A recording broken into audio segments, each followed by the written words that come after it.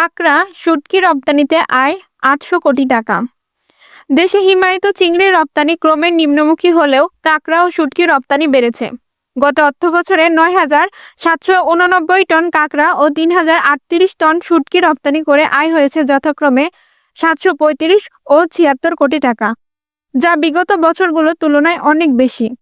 বিশ্ববাজারে মৎস্য জাতীয় দুই রপ্তানি বেড়ে যায় এবং দাম ভালো পাওয়ায় এ খাত নিয়ে ব্যবসায়ীদের মাঝে আগ্রহ তৈরি হয়েছে।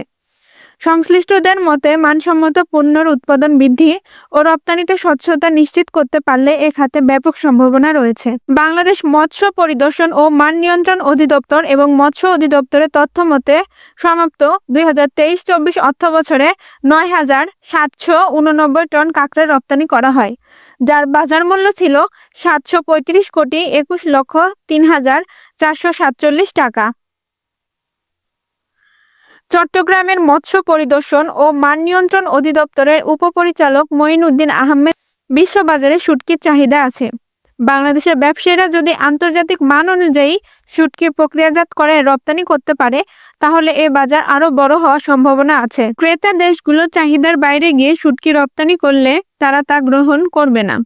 উল্লেখ করে এই কর্মকর্তা বলেন, আমরা ব্যবসায়ীদের নিয়ম মেনে শুঁটকি রপ্তানির জন্য বিভিন্ন নির্দেশনা দিয়ে থাকি, কারণ স্ট্যান্ডার্ড না মেনে রপ্তানি করা হলে বিভিন্ন ধরনের নিষেধাজ্ঞা আসতে পারে।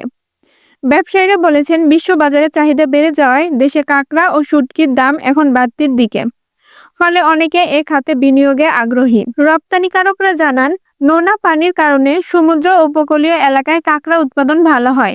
বর্তমানে খুলনার পাইকগাছা, সাতক্ষীরা, শ্যামনগর ছাড়াও বরিশাল ও চট্টগ্রাম বিভাগের জেলাগুলোয় বিভিন্ন জাতের কাঁকড়া চাষাবাদ বেড়েছে।